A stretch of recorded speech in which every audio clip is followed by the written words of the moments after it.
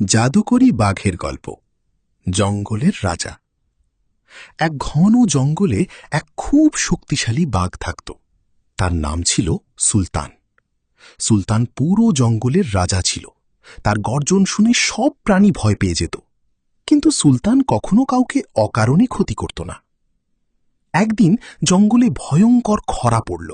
নদীর পানি শুকিয়ে যেতে লাগল এবং সব প্রাণী তৃষ্ণায় কষ্ট পেতে লাগল।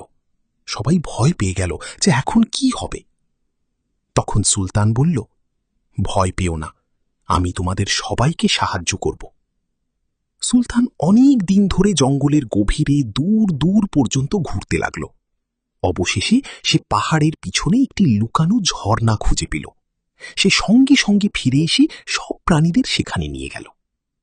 সব প্রাণী খুব খুশি হল। হাতি বলল, সুলতান শুধু জঙ্গলের রাজাই নয়, সে আমাদের রক্ষকও। কিন্তু সেই রাতেই কিছু শিকারী জঙ্গলে ঢুকে পড়ল। তারা সুলতানকে ধরতে চেয়েছিল। সুলতান তার ভয়ঙ্কর গর্জনে সব প্রাণীকে সতর্ক করে দিল। হাতি, বানর আর হরিণ সবাই মিলে শিকারীদের জঙ্গল থেকে তাড়িয়ে দিল। সেই দিনের পর থেকে জঙ্গলের সব প্রাণী একসাথে মিলেমিশে থাকতে লাগলো, আর সুলতান আগের থেকেও বেশি সম্মানিত রাজা হয়ে উঠল।